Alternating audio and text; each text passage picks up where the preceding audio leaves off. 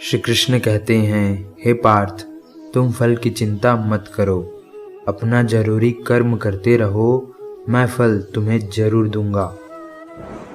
दान कर्तव्य समझकर बिना किसी शक के किसी गरीब इंसान को दिया जाए, वही सच्चा दान है। जिसने मन को जीत लिया, उसने परमात्मा को प्राप्त कर लिया है, क्योंकि उसने शांति प्राप्त कर ली है। ऐसे मनुष्य के लिए सुख और दुख, मान और सम्मान एक से हैं।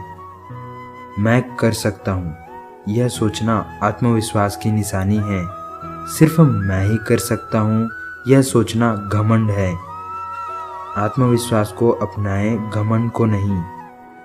अच्छे कर्म करने के बावजूद भी कुछ लोग सिर्फ आपकी बुराई ही याद रखेंगे, इसलिए लोग क्या कहते हैं इस पर ध्यान ना दें और अपना कर्म करते रहें। जिस तरह प्रकाश की ज्योति अंधकार में चमकती है, ठीक उसी तरह सच भी चमकता है। इसलिए हमेशा सच की राह पर चलो। जो चीज़ें तुम्हारे दायरे से बाहर हो, उस पर समय गंवाना मूर्खता है।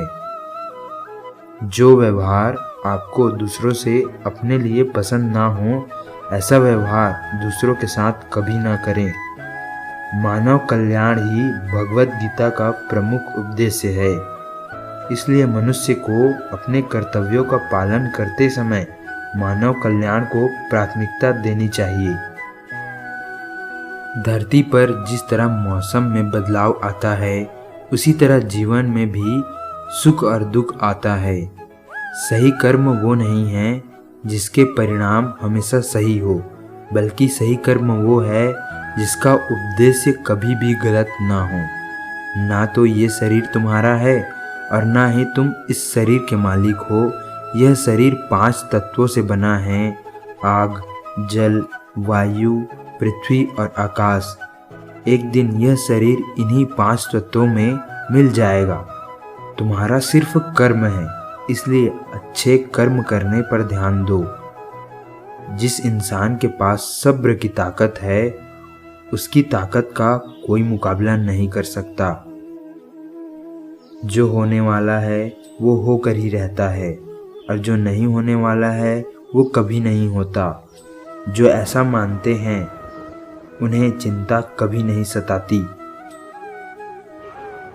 ज़्यादा खुश होने पर और ज़्यादा दुखी होने पर फैसला नहीं लेना चाहिए, क्योंकि यह दोनों परिस्थितियां आपको सही फैसला नहीं लेने देती। कोई भी अपने कर्म से भाग नहीं सकता। कर्मों के फल का भुगतान तो करना ही पड़ता है। इसलिए अच्छे कर्म करो ताकि अच्छे फल मिले। चुप रहने से बड़ा कोई जवाब नहीं, और माफ़ कर देने से बड़ी कोई सज़ा नहीं है।